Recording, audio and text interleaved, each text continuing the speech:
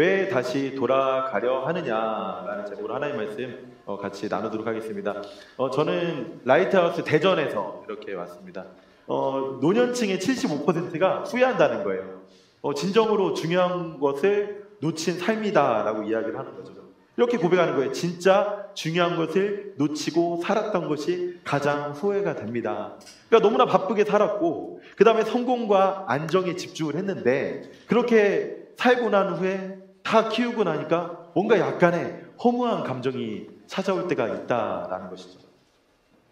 근데 신앙생활도 그렇습니다. 우리가 예수님을 처음 막 믿기 시작했을 때, 처음 내가 회심했을 때, 주님 내가 더 이상 내 의지, 내 인격대로 살지 않고 주님 앞에 항복을 하겠습니다 라고 돌아오면서 그 감격이 너무 크잖아요.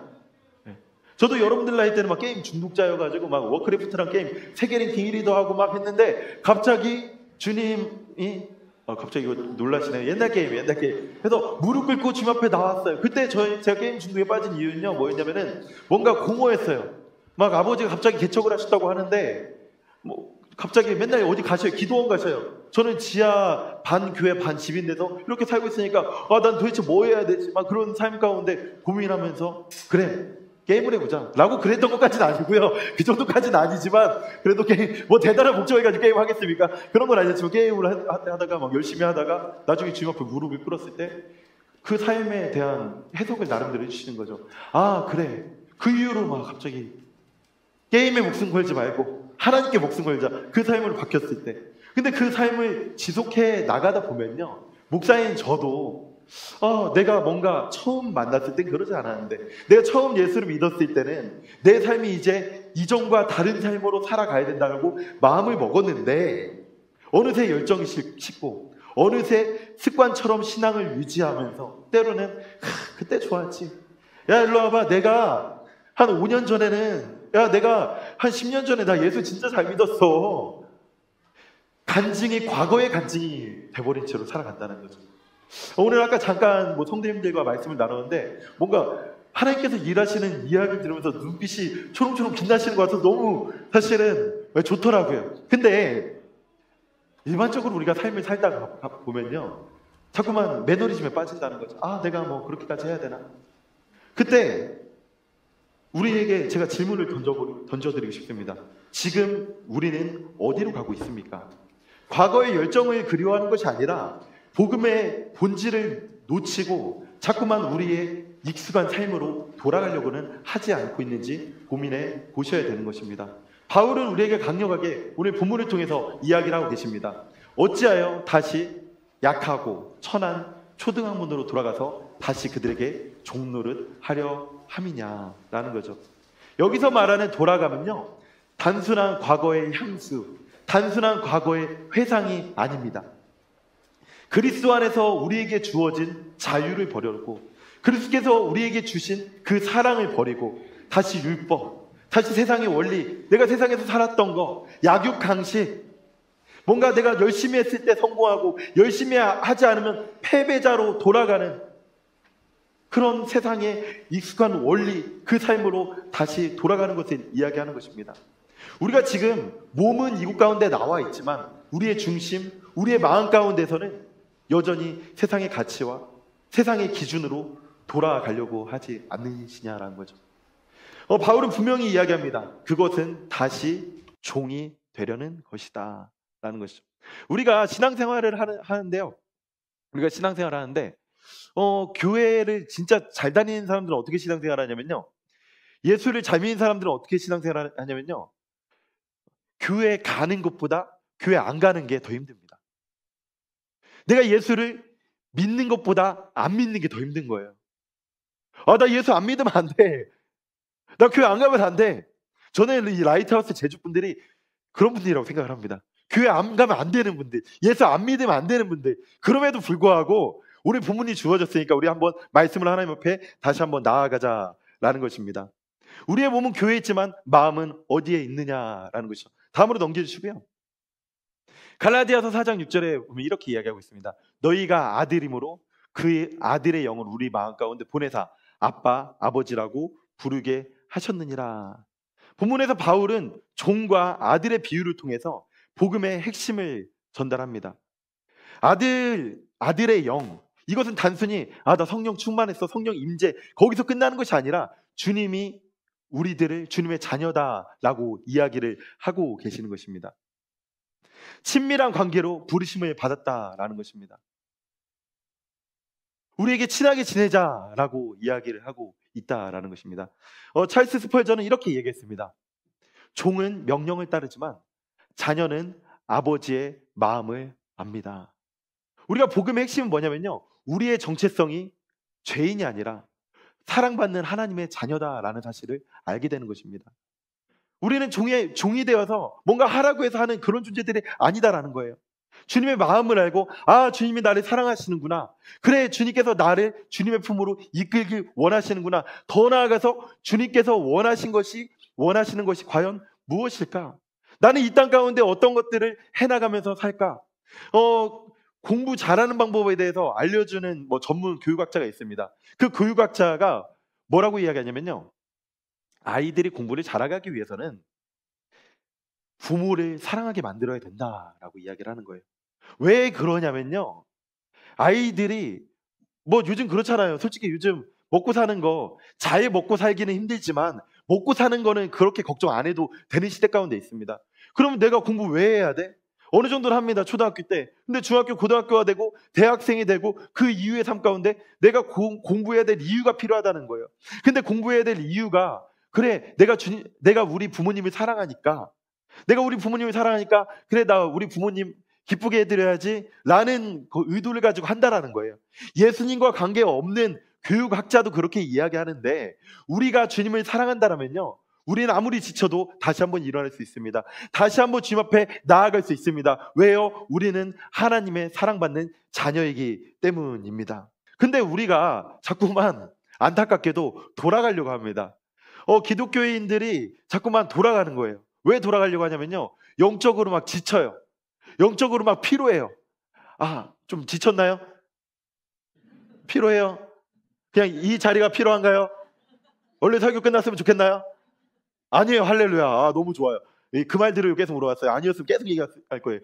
제가 여기를 자주 본 이유는 여기 계신 분들이 소중하지 않아서가 아니라 여기 계신 분들이 좀 집중을 덜하기 때문입니다. 네, 영적 지친 피로감. 네. 우리가 왜 자꾸 지치고 왜 자꾸 피로하냐고요. 왜 자꾸 교회를 떠나려고 하냐고요. 우리가 자꾸 익숙한 세상의 방식으로 나아가게 된다라는 거예요. 영적 피로감에 빠집니다. 예배가 예배 같지 않고 막 기도도 안 되고 말씀을 들었는데 변화도 없고 결국 점점 지치고 무감각해지고 무기력에 빠지게 된다라는 거죠. 그러니까 왜 이렇게 되냐는 거예요.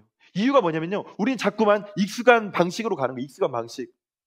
자꾸만 익숙한 방식으로 살아가려고 하는 거예요. 왜요? 말씀과 우리의 삶 가운데 부딪히는 거예요. 자꾸 부딪히다 보면요, 너무 포기해야 될 게 많아요. 너무 헌신해야 될 게 많아. 내가 정말 주님 뜻대로 살려고 하니까 너무 정직해야 되고, 너무 이 시간도 때론 구별해야 되고, 너무 주님의 말씀 앞으로 사랑할 수 없는 사람들을 자꾸만 사랑해야 되고 하다 보니까 나 이거 아닌 것 같은데? 이렇게까지 해야 돼? 예수님 믿는 게 왜 이렇게 힘들어? 영적으로 필요해. 그 필요 속에서 자꾸 익숙한 방식이 우리에게 유혹처럼 다가온다라는 거죠. 야, 편해 보이는데 저 방식? 야, 익숙한데? 야, 덜 힘들어. 야, 좀 나 사랑하는 사람만 사랑하면 되지. 내가 왜 선 넘는 사랑을 해야 돼? 기도보다 계획을 세우는 게 더 효율적이고, 용서보다 무시가 덜 아프고, 믿음보다 내가 노력해서 얻는 결과가 더 빠르다고 생각하면서 지친 마음이 점점 세상의 방향으로 기울이기 시작하는 거죠. 또 하나는 뭡니까? 자기의 의로움, 자기의 의의 유혹이라는 거죠. 라이트하우스의 L, 그게 로드십이라는 거 다 배우셨죠? 안 배우신 분들도 계실 건데, 로드십은 뭐냐면요, 하나님이 우리를 인도하시는 방식에 따라가겠다는 게 로드십입니다. 그러니까 저도 때로는요, 너무 힘들어요. 뭔가 목회하는데, 저도 이제 7년 정도 목회했다가 그 사이에 대리운전하고 수행기사하고 다양한 거 하다가 사업도 하다가, 제가 이제 21년도 되면서 아내한테 사업을 딱 넘기고서 나는 이제 목회에 집중할게 이렇게 했습니다. 예, 그러고 나서 하는데 지금도 감당해야 될 게 막 너무 많아요. 근데요, 그 무거운 책임감 속에 나에게 힘을 주는 게 뭐냐면요, 로드십입니다.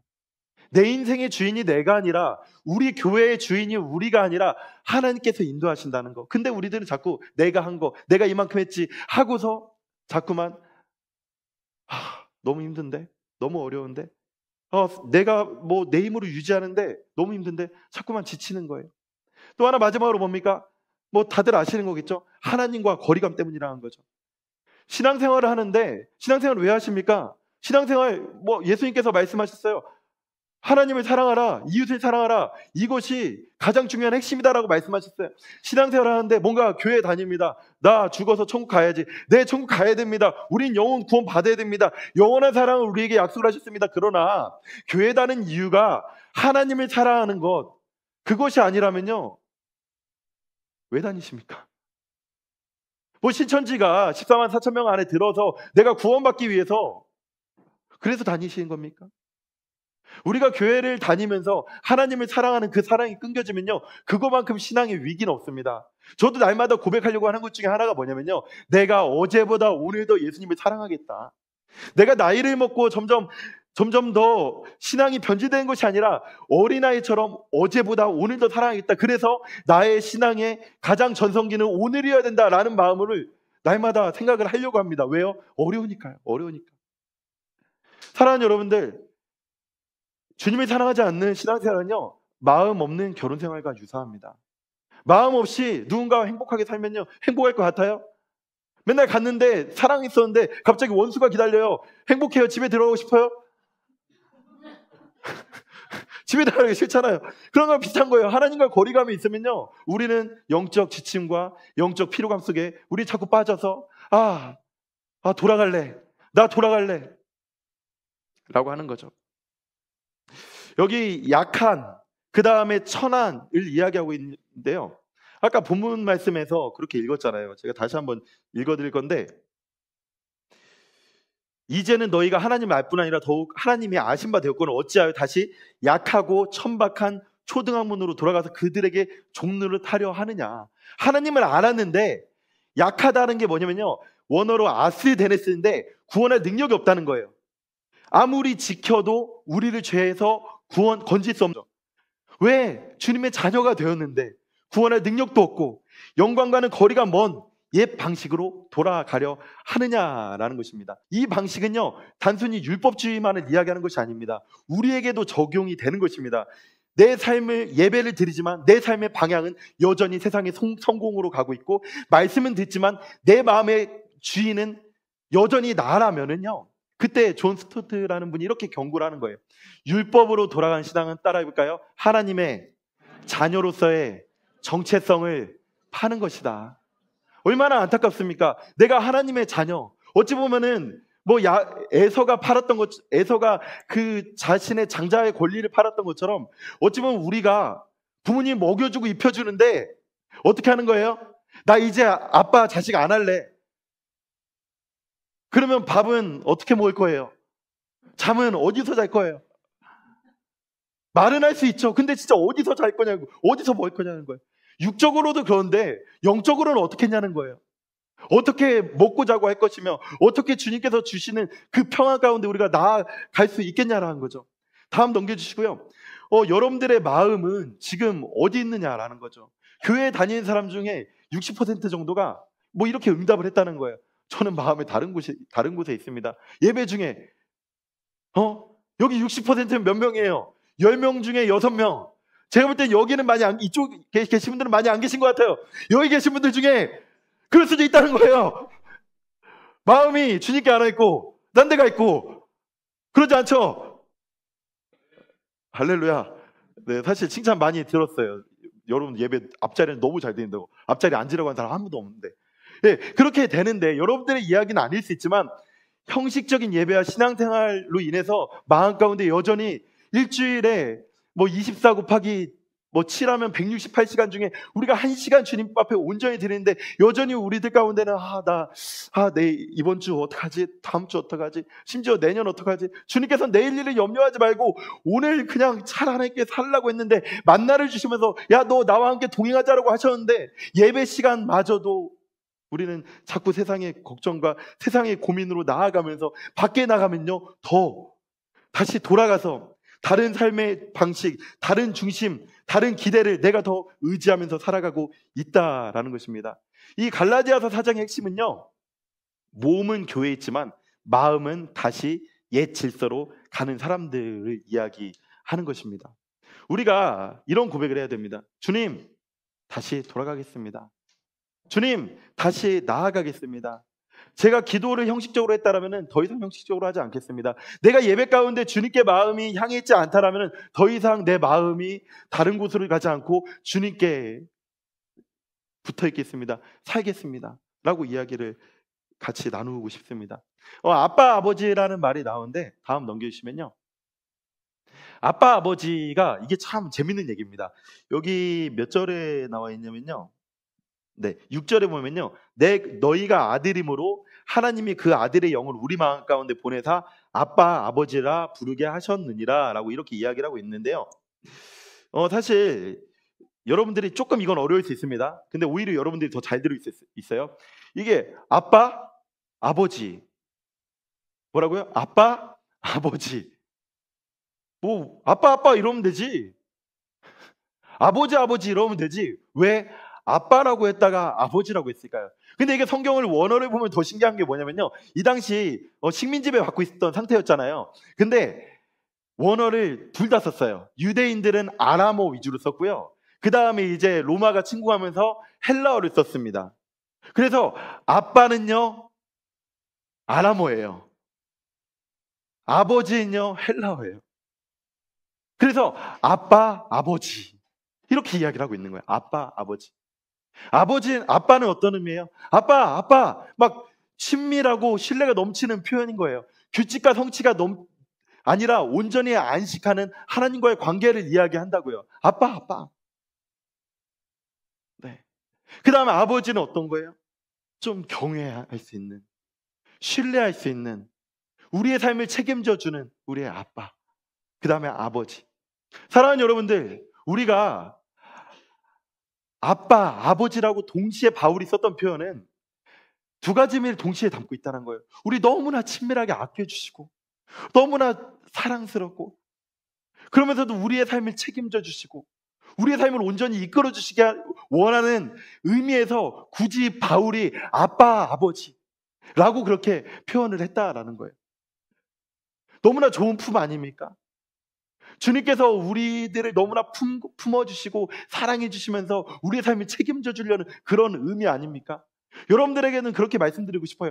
세상의 짐을 내려놓고 하나님께 안식하는 자리이다. 지친 기도 생활을 회복하고 성취가 없더라도 하나님의 사랑을 경험하는 자리이다. 무조건적인 그 사랑을 누리는 자리이다. 하나님 우리가 성공했을 때마다 지쳐 돌아올 때 더 따뜻하게 맞이해 주십니다. 네, 시간이 많이 갔네요. 그러면 저는요 늘 그래도 시간을 잘 맞춥니다. 네, 다음 넘겨주시고요. 네, 중요한 얘기는 다 했으면. 그래서 여러분들 점검하시기 바랍니다. 나는 지금 어디 있는가? 형식은 있지만 감격이 없는 예배. 주일 예배 찬송 다 하지만 기쁜 것보다 의무감. 하나님이 나를 기뻐하시는가 보다 내가 얼마나 잘했는가를 따지게 되는 신앙. 그거에 대해서 팀켈러 목사님 다음 넘겨주시면요. 복음은 더 이상 하나님께 인정받기 위한 노력이 아니라 이미 받은 사랑에 대한 반응이다라고 그렇게 정리해 주시고요. 그 다음 보시면요. 나는 또 지금 어디 있는가? 내 기준으로 남을 판단하는 마음. 내가 쟤보다 낫지. 내가 저 사람보다 낫지. 저 사람은 아직 멀었어. 이렇게 자꾸만 판단을 하는 것에 대해서 또 이렇게 이야기를 하고 있습니다. 네, 다음 넘겨주시면요. 존 스토드님은 은혜를 진짜 한 사람은 결코 남을 정죄하지 않는다. 자신이 은혜로 살아있음을 매일 깨닫기 때문이다 라고 이야기를 하고 있는 거예요. 정죄하지 않는 거예요. 왜 은혜? 다른 사람 내 마음을 보면 이거 너무 힘들거든요. 너무 힘들거든요. 그래서 주님 앞에 더욱더 기도의 자리로 나아간다는 거죠. 마지막으로 보면요. 자녀나 타인에게 복음을 기대하지 않고 자꾸만 행위를 요구하는 거예요. 너 마음의 중심에 뭐 있어? 막 이렇게 얘기보다는 한국에 좀 그런 교회들이 많습니다. 자꾸만 점토를 딱 이렇게 빚어가지고 너 이게 사과가 되어라 라고 이렇게 성도들한테 요구해요. 그래서 사과가 되어라 하면요 주일 아침 막 열심히 해서 빨간색을 이렇게 막 칠하고 이렇게 또 뭐 나무색으로 이렇게 칠해서 이렇게 주일날 와서 교회인 척합니다. 깨물면 맛이 있습니까? 맛이 없는 거예요. 자꾸만 우리가 마음에서 믿어서 의에 이르고 그 다음에 이제 행위까지 나아가야 되는데 같이 나가야 됩니다. 왜냐하면 예수님은 십자가에 돌아가셨어요. 나 예수님, 저들을 위해서 죽고 싶다 이렇게 하지 않으셨어요. 십자가 앞으로 나아가셨어요. 그렇기 때문에 거기까지 이어져야 되는 건 맞는데 우리는 자꾸 뭔가 행위만 요구하는 경우가 있다고요. 그것이 아니라 중심을 통해서 행위까지 나아가는 게 복음입니다. 할렐루야. 그래서 저도 여러 교회 다녔더니 결국에는 잘 되는 교회는요, 기도 많이 하더라고요. 말씀 많이 읽더라고요. 봉사 많이 하더라고요. 섬김 많이 섬기더라고요. 그렇게 해야 되지만 형식으로만 하지 말고 중심으로 자라나게끔 계속 씨앗을 뿌려야 된다는 것입니다. 여러분들 스스로 점검하시면 되고요. 그러면 우리가 어떻게 돌아가야 될까요? 어떻게 돌아가야 될까요? 돌아가지 말아야 될까요? 이렇게 했다는 거예요. 매일 복음을 묵상했다는 거예요. 나는 하나님의 자녀이고 사랑받는 자녀입니다. 정직하고 간절하게 기도했다는 거예요. 아버지, 제가 멀어졌습니다. 저를 다시 붙들어 주시옵소서. 누군가의 복음을 나눴다는 거예요. 내 삶을 나누고 내 삶을 전하고 은혜를 전했다는 거예요. 감사로 시작하고 감사로 마무리했다는 거예요. 내 신앙의 습관이 감사가 되었다라는 거예요. 이거를 정리하면 뭐냐면요, 하나님을 사랑하고 이제 하나님을 사랑하는 생활, 나를 사랑하는 생활, 그 다음에 이웃을 사랑하는 생활을 삶 가운데 했다라는 거예요. 이렇게 해야 다시 돌아가지 않는다라는 거예요. 왜요? 복음만큼 좋은 게 없으니까요. 반대로 가기 싫으니까요. 저기 무능력 한 곳으로 가지 마시고 아빠, 아버지에게로 다시 나와야 된다라는 것입니다. 우리가 이런 고백해야 돼요. 따라해볼까요? 절대 다시 돌아가지 않겠습니다. 네, 우리의 정체성은 종이 아니라 하나님의 자녀입니다. 그래서 갈라디아서 4장 7절에 이제는 네가 종이 아니요 아들이니 아들이면 하나님으로 말미암아 유업을 받을 자니라라고 이렇게 이야기를 하고 있습니다. 여러분들 예배 앉아서 예배드리고 있는데 우리의 마음은 어디 있습니까? 혹시 우리는 예수님을 믿는다고 하면서도 세상의 인정과 내 노력과 내 기준을 의지하면서 살아가고 있지는 않으십니까? 기도는 하지만 상황 계산이 먼저 우선이고 응답보다 계산이 우선이고 말씀은 듣지만 실천보다 내 감정이 우선이고 신앙생활하고 있지만 실제 삶의 기준은 여전히 세상의 성공이라면은 그것은 복음이 아니라 여전히 종노릇하는 삶이라는 속상한 사실입니다. 제가 여러분들에게 말씀드리고 싶습니다. 우리 돌아가지 말고 주님께 돌아오자라고 말씀을 드리고 싶습니다. 우리가 어디에 있는지는 모르겠습니다. 근데 우리 세상 속에 살아가고 있습니다. 이 세상 속에서 자꾸만 하나님은 여기 계신데 이쪽으로 가야 되는데 더 멀어지려고 하지 마시고요. 우리 하나님 품으로 나아가자고요. 우리 하나님 뜻 안으로 나아가자고요. 그분의 품이 우리 공동체 고백처럼 가장 완전하고 가장 안전하고 가장 완전한 길임을 우리가 고백하면서 나아가자고요. 그렇게 고백하면서 우리 살아가자고요. 결국엔 신앙 뭡니까? 특히 청소년들 보면은 저도 제 딸이 갑자기 핸드폰 공기계만 사줬는데 2학년밖에 안 되는데 갑자기 유튜브를 설치했더라고요. 감당이 안 돼요. 사실 하나님 보기에 우리의 삶도 그렇지 않습니까? 우리의 삶도 그렇지 않습니까? 하나님이 아무리 하려고 해도 우리가 숨으려면 숨을 수 있잖아요. 아담처럼. 사랑하는 여러분들, 여러분들이 진정으로 신앙으로 돌아오기 위해서는 어떻게 하셔야 되냐면요, 우리의 중심이 하나님께로 돌아오셔야 됩니다. 우리 청소년들도 장년분들도 우리의 중심이 하나님께 돌아오실 때, 아빠, 아버지라고 부르시고 고백할 때 우리의 삶이 이렇게 함께 고백할 수 있는 걸 함께 고백해 볼까요? 시작. 하나님, 다시는 돌아가지 않겠습니다. 당신 품 안에서 살겠습니다. 어느 날 제 딸이 이렇게 말했습니다. 아빠, 나 잘못했어. 근데 무서워서 말 못했어. 근데 그 말 듣는 거 자체가 괜찮아 라고 말이 나오더라고요. 자녀를 키우면서 가장 힘들 때가 언제냐면요, 문을 닫고 아예 안 나올 때가 가장 힘듭니다. 아예 안 나오면 너무 힘든 거예요. 우리가 때로 하나님 앞에 우리의 마음 문을 닫고 있을 때가 있다라는 거예요. 우리가 닫고 안 나올 때가 있다라는 거예요. 그때 오히려 나 잘못했어. 근데 무서워서 말 못했어. 정작 딸은 가장 두려워했던 그 순간이 저는 딸을 가장 품고 안아주고 싶었던 순간이었습니다. 하나님도 우리에게 그렇게 말씀하십니다. 너 돌아와도 괜찮아. 나는 네 아빠니까.